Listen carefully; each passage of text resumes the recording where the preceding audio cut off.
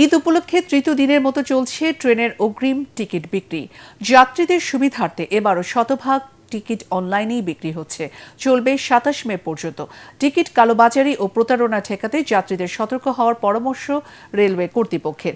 এদিকে ৫ মে থেকে দূরপাল্লার বাসের অগ্রিম টিকিটও বিক্রিও চলবে, তবে বাড়তি ভাড়া নেওয়ার অভিযোগ যাত্রীদের। জেমস হামিমের রিপোর্ট। পবিত্র ঈদুল আজহা সামনে রেখে ঘরমুখ মানুষের নির্বিঘ্নে যাত্রা নিশ্চিত করতে অগ্রিম টিকিট বিক্রি করেছে বাংলাদেশ রেলওয়ে।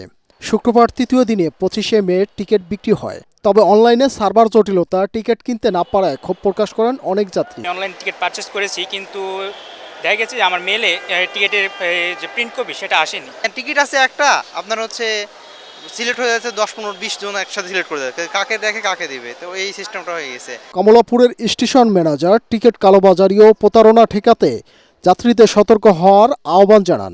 আপনারা রেলের নির্দিষ্ট সার্ভার ছাড়া কোনো টিকিট ক্রয় করবেন না। কোনো দোকান থেকে বা মোবাইলে ফেসবুক থেকে বা কোনো কালোবাজারি থেকে টিকিট কেটে রেল ভ্রমণের চেষ্টা করবেন। এদিকে রাজধানীর দূরপাল্লা বাসের টিকিট অগ্রিম বিক্রি চলছে।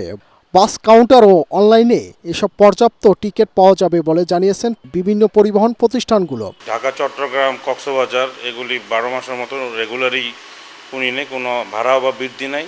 আগের ভাড়াই যেটা আর কি, তাহলে নতুন যে নিয়ম করছে নতুন ভাড়া বৃদ্ধি, ওই ভাড়া বৃদ্ধির মধ্যে চলতেছে আর কি। ঈদের ছাড়া যে ভাড়া আর ঈদের ভাড়া একই। তো চিটং, কক্সবাজার এবং বরিশাল, কুয়াকাটার আজকে থেকে কুয়াকাটা আমাদের চালু হয়েছে। ঈদের অগ্রিম টিকিট দেওয়া হচ্ছে। তবে কোনো কোনো বাসে বাড়তি ভাড়া নেওয়ার অভিযোগ যাত্রীদের। জেমস হামিম, এটিএন বাংলা, ঢাকা।